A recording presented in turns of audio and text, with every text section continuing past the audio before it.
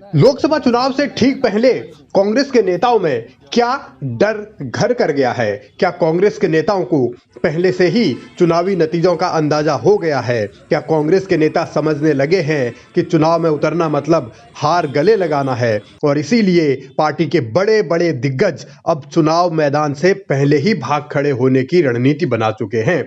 जो यशपाल आर्य पिछले दिनों नैनीताल से दावा ठोक रहे थे, वही यशपाल आर्य अब कह रहे हैं मैं किसी दौड़ में नहीं हूं। देखिए, मैं चुनाव में लोकसभा चुनाव के संदर्भ में कहना चाहता हूं कि मैं एक कार्यकर्ता के तौर पर जहां मेरी आवश्यकता होगी, जहां पार्टी का फैसला होगा, एक कार्यकर्ता के रूप में काम करना चाहूंगा। चुनाव प्रचार में भागीदारी करूंगा। न मैं अल्मोड़ा संसदीय क्षेत्र से उम्मीदवार हूं, न मैं नैनीताल उधमसिंह नगर क्षेत्र से दावेदार हूं और मैंने साफ तौर से पार्टी नेतृत्व को भी हमारी प्रभारी आदरणीय शैलजा जी को भी मैंने अपनी भावनाओं से अवगत करा दिया है। जो स्ट्रिंग कमेटी थी उनसे भी मैंने साफ तौर से कहा है कि मेरी दावेदारी अगर कहीं से आ रही है, कोई लोग मेरे नाम को प्रपोज कर रहे हैं, तो मैं उम्मीदवार नहीं हूँ। मैं पार्टी के लिए काम करना चाहूंगा, चुनाव प्रचार में भागीदारी करना चाहूंगा। आप चुनाव नहीं लड़ेंगे? जी नहीं।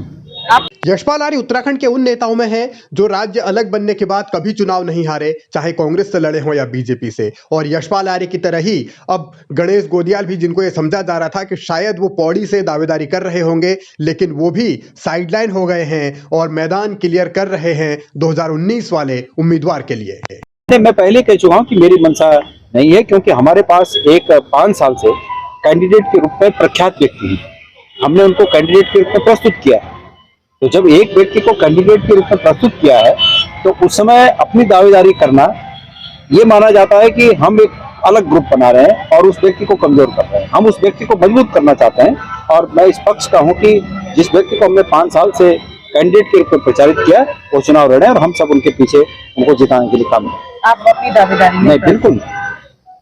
कांग्रेस जिन नेताओं को बड़ा कहती है, बड़ा बनाती है या बड़ा मानती है, वही बड़े बड़े नेता अपने बड़े बड़े कदम पीछे की तरफ खींच रहे हैं। लोकसभा चुनाव के वक्त जब दावेदारों की बाढ़ आनी चाहिए थी, तब यही दावेदार डरे हुए हैं, सहमे हुए हैं। हरीश रावत के मन में क्या चल रहा है, ये भी समझ से परे हैं। कभी उनकी दावेदारी की बात आती है, कभी वो बेटे को लड़ाने की बात कहते हैं। तो इन उलझनों के बीच कांग्रेस के सामने संकट बड़ा है और संकट के वक्त बड़े नेता भी घबराए हुए हैं और बीजेपी को लग रहा है कि इन परिस्थितियों में उत्तराखंड की 5 लोकसभा सीटें वो लगातार तीसरी बार जीतने में कामयाब रहेंगे। बीजेपी ये भी मानती है कि उत्तराखंड जैसी ही स्थिति पूरे देश में रही तो फिर 400 पार का उनका जो लक्ष्य है वो भी आसानी से हासिल कर लेंगे। और यही परिस्थितियां रही तो फिर चर्चा तो ये भी है कि उत्तराखंड में कांग्रेस के कुछ बड़े नेता जल्द ही पार्टी का दामन छोड़कर बीजेपी में शामिल हो सकते हैं, यानी कांग्रेस को झटका फिर से लगेगा, इसके आसार बहुत ज्यादा हैं।